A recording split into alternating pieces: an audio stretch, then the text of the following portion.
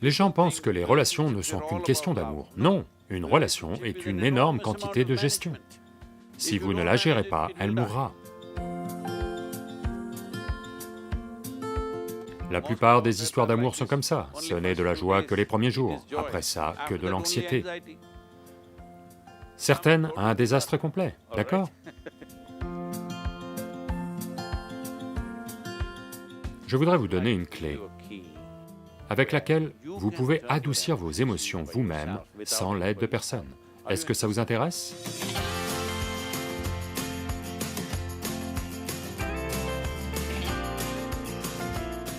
Vous savez, il suffit d'un clic ces jours-ci pour rencontrer quelqu'un, vous tombe amoureux et ensuite vous dites non, ce n'est pas la bonne personne. Et puis vous recommencez avec un autre. Alors qu'est-ce que le véritable amour exactement? Et cela peut-il arriver 2 fois, 3 fois? Donc c'est ça que j'aimerais vraiment comprendre. Voyez, il y a ce qu'on appelle l'amour et il y a ce qu'on appelle une relation, d'accord? Une relation a lieu entre deux personnes. C'est une autre affaire, c'est une transaction d'une certaine nature. Quel niveau de relation? Malheureusement aujourd'hui, si vous prononcez le mot relation, les gens ne pensent tous qu'à des relations basées sur le corps. Non. Si vous avez un frère ou une sœur, vous avez une relation avec eux. Mais ça ne veut pas dire qu'elle est basée sur le corps. Vous avez des parents, vous avez une relation avec eux, vous avez des amis, vous avez une relation avec eux. Eh bien, vous avez tous ces gens de la radio, vous avez une relation avec eux. Tous les gens à qui vous parlez, vous avez une relation avec eux. Donc, il n'est pas nécessaire que le mot « relation » soit pris en otage par les relations basées sur le corps.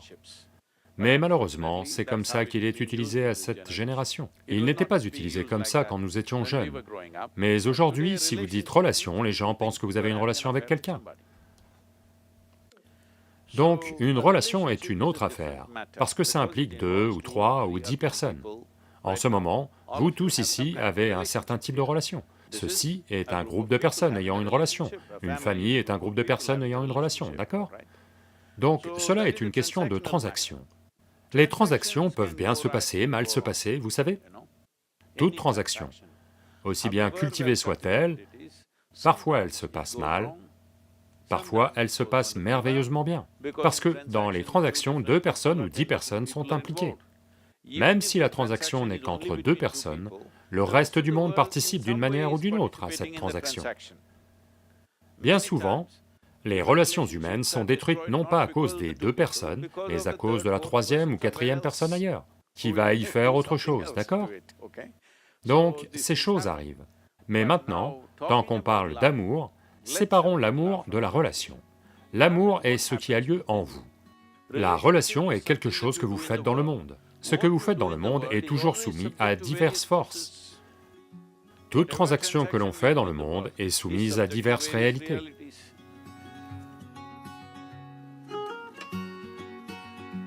Une fois que vous êtes impliqué dans le monde, quelque chose se passe bien, quelque chose ne se passe pas bien, parce qu'il y a énormément de gestion. Les gens pensent que les relations ne sont qu'une question d'amour. Non, une relation est une énorme quantité de gestion. Si vous ne la gérez pas, elle va mourir. Si vous ne la gérez pas, elle va s'effondrer. Mais l'amour est ce qui a lieu en vous. Cela n'est pas soumis aux forces extérieures. Mais pour l'instant, les gens permettent qu'il en soit ainsi, malheureusement. Mais en réalité, ce qui a lieu en vous, la douceur de vos émotions, ne devrait pas être déterminé par quelqu'un d'autre, n'est-ce pas?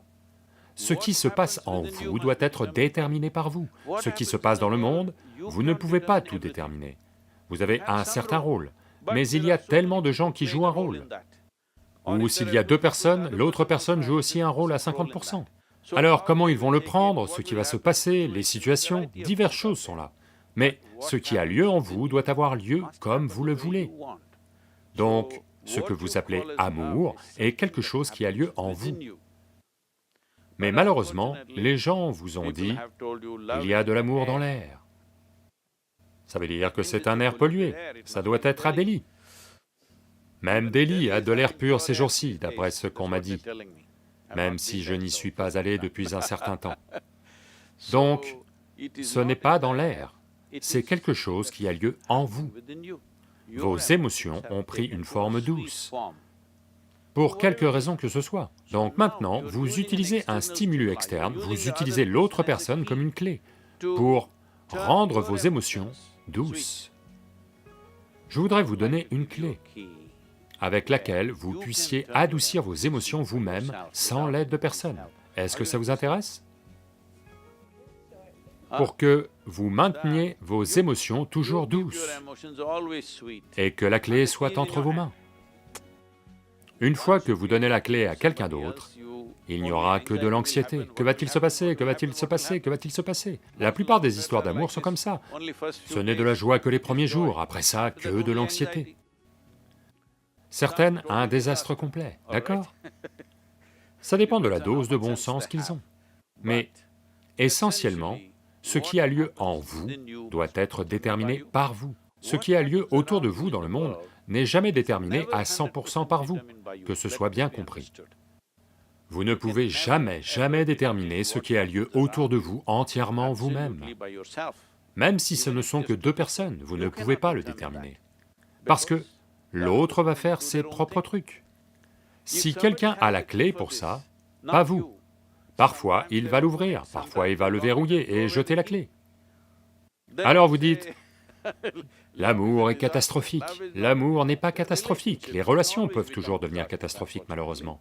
Mais on n'a pas forcément à voir ça comme ça, c'est juste que, parfois, les relations humaines ne vont pas marcher. Pas nécessairement entre un homme et une femme, ci et ça. Même entre frères, ça ne va pas marcher, entre sœurs, ça ne va pas marcher, entre parents et enfants, ça ne va pas marcher.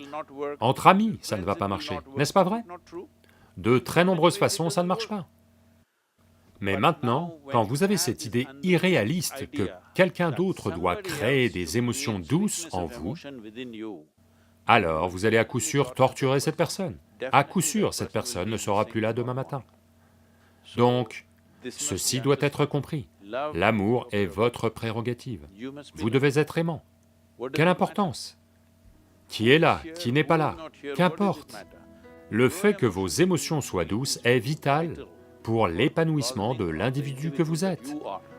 Si vous voulez développer votre intelligence, si vous voulez développer vos capacités, si vous voulez fonctionner dans le monde de façon très efficace, vos émotions devraient être toujours douces.